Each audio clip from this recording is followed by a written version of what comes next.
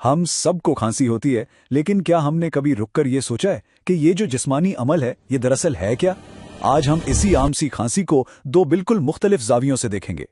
एक तो है जदीद साइंसी नुक्ते नज़र और दूसरा है कदीम हिकमत पर मबनी एक बड़ा ही दिलचस्प और इनकलाबी नज़रिया। ये एक ऐसी कैफियत है जिसे हम सब जानते हैं। गले में वो खराश शुरू होती है और फिर एकदम से खांसी का दौरा पड़ता है। लेकिन इस एक लम्हे में हमारे जिस्म के अंदर आखिर हो क्या रहा होता है? चलें सबसे पहले देखते हैं कि आज की मेडिकल साइंस इस अमल की वजाहत कैसे करती है। जदीद तिब के मुताबिक खांसी खुद कोई बीमारी नहीं है, बल्कि ये जिस्म का एक किस्म का अलार्म सिस्टम है, एक अहम इशारा कि अंदर कुछ गड़बड़ है।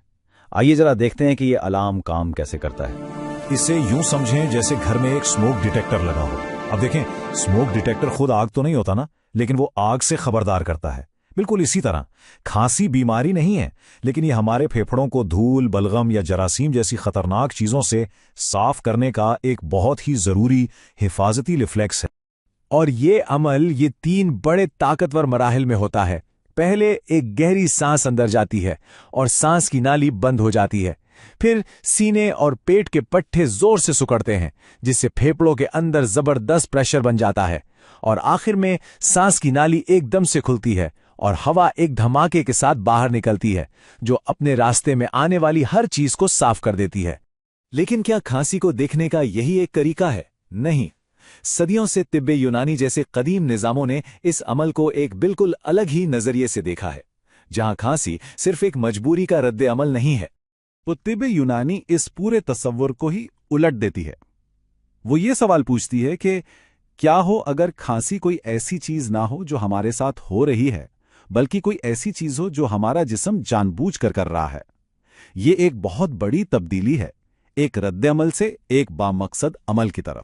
इस नजरिए के मुताबिक खांसी जिस्म की अपनी अंदरूनी जहानत, उसकी अपनी समझबूझ का एक अमल है। ये कोई इत्तेफाकी रद्द अमल नहीं, बल्कि फेफड़ों से नुकसानदेह चीजों को बाहर निकालने के लिए जिस्म की एक सोची समझी कोशिश है। गोया जिस्म खुद ही अपना मुआलिज बन जाता है। इसको इस तरह सोचें जैसे छींक दिमाग को साफ करती है और तय महदे को। बिल्कुल इसी तरह सुआल यानी खांसी फेफड़ों को साफ करने का कुदरती तरीका है। ये तीनों जिस्म के अपने सफाई के निज़ाम हैं जो ज़रूरत पड़ने पर खुद ब खुद काम शुरू कर देते हैं। और ये नजरिया यहीं पर नहीं रुकता, ये कदम और आगे जाता है। ये खांसी को सिर्फ फेफड़ों का मसला नहीं समझता, बल्कि इसे पूरे जिस्म के मिजाज से जोड़ता है। यानी जिस्म में गर्मी ज्यादा है या सर्दी, खुश्की है या तरी। इसका मतलब ये हुआ कि इलाज का इन्हिसार इस बात पर है कि पूरा जिस्म किस हालत में है। लेकिन वक्त के साथ साथ ये मिजाज और अखलाक की बुनियाद पर तशखीस करना बहुत पेचीदा हो गया। फिर 20वीं सदी में एक हकीम ने सोचा, क्या इस अकदीम हिकमत को आसान बनाने का कोई तरीका है? उन्होंने एक ऐसा इनकलाबी नजरिया पेश किया जिसने तिब्बे यूनानी की दुनिया में एक हलचल मचा दी। ये इनकलाबी सोच हकीम दोस्त मोहम्मद साबिर मुल्तानी की थी, जिन्हें उनके काम की वजह से हकीम इनकलाब भी कहा जाता है। इनका बुनियादी नुक्ता बहुत सादा मगर गहरा था। बीमारी की जड़ इन 4 अखलात या ह्यूमर्स में नहीं है, बल्कि इन 3 बड़े आज़ा में हैं जो इन्हें पैदा करते हैं।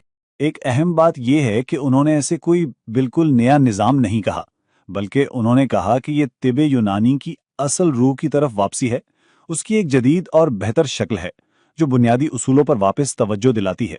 इनका नजरिया, जिसे कानून मुफरद आज़ा कहते हैं, एक बहुत सादा मगर ताकतवर ख्याल पर मबनी है कि हमारा जिस्म 3 बड़े हाकिमों के ज़ेरे असर काम करता है और हर हाकिम आज़ा के एक पूरे सिस्टम को कंट्रोल करता है।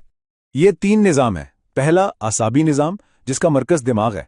दूसरा उज़लाती निज़ाम, जिस पर दिल की हुकूमत है। और तीसरा गुदूदी निज़ाम, जिसका हाकिम जिगर है। इस नज़रिए के मुताबिक सेहत और बीमारी का हर अमल इन्हीं 3 में से किसी एक से शुरू होता है। अब यहां सबसे अहम नुक्ता आता है। बीमारी की हालत में इन तीनों निज़ामों में से सिर्फ एक ही हद से ज्यादा तेज यानी ओवर एक्टिव हो सकता है।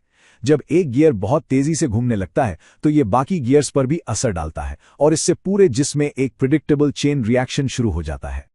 ये अदम तवाज़न 3 हालतों में जाहिर होता है।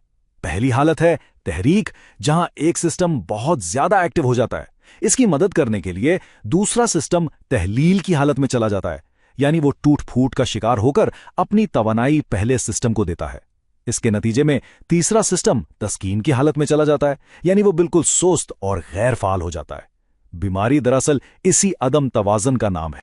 تو سوال یہ پیدا ہوتا ہے کہ ایک حکیم کو یہ کیسے پتا چلتا ہے کہ ان 3 حاکموں میں سے کون سا نظام زیادہ فعال ہے؟ جسم یہ راز کیسے بتاتا ہے؟ اس کا جواب جسم کے اپنے سگنلز میں چھپا ہے۔ ایک ماہر حکیم 2 اہم اشاروں کو پڑھ کر اس عدم توازن کی تشخیص کرتا ہے، ایک تو نبض کی کیفیت اور دوسرا قارورہ یعنی پیشاب کا معائنہ۔ یہ 2 چیزیں گویا جسم کی اندرونی حالت کا ایک نقشہ پیش کرتی ہیں۔ جیسا کہ اس چارٹ میں نظر آ رہا ہے، ہر سسٹم کی اپنی مخصوص علامات ہوتی ہیں۔ مثال کے طور پر اگر دماغ اور اعصاب میں تحریک ہے تو نبض سست اور نرم محسوس ہوگی اور پیشاب سفید اور زیادہ مقدار میں آئے گا۔ ان علامات کو ملا کر حکیم مسئلے کی جڑ تک پہنچ سکتا ہے۔ تو اب ہم نے 2 بہت مختلف کہانیاں دیکھی ہیں، ایک الارم سسٹم کی اور دوسری غیر متوازن حاکموں کی۔ آئیے ان دونوں نظریات کو ایک ساتھ رکھ کر دیکھتے ہیں کہ یہ ہمیں صحت کے بارے میں کیا سکھاتے ہیں۔ دیکھیں، مقصد دونوں کا ایک ہی ہے، صحت کو بحال کرنا، لیکن ان کے راستے بالکل مختلف ہیں۔ جدید طب یہ پوچھتی ہے کہ اس علامت کو کیسے روکا جائے، جبکہ قانون مفرد اعضاء یہ پوچھتا ہے یہ علامت کس گہرے عدم توازن کا اشارہ دے رہی ہے۔ آخر میں فرق یہ ہے، ایک طریقہ فائر الارم یعنی کھانسی کو بند کرنے پر توجہ دیتا ہے، دوسرا طریقہ اس الارم کو ایک اشارے کے طور پر استعمال کرتا ہے تاکہ یہ معلوم کیا جا سکے کہ عمارت کے کس حصے میں آگ لگی ہے اور پھر اس آگ کو بجھایا جائے۔ اور یہ سب کچھ ہمیں ایک آخری اور گہرے سوال پر چھوڑ جاتا ہے، اصل صحت ہے کیا؟ کیا یہ صرف علامات کا نہ ہونا ہے یا پھر یہ جسم کے اندر ایک گہرے توازن کا نام ہے؟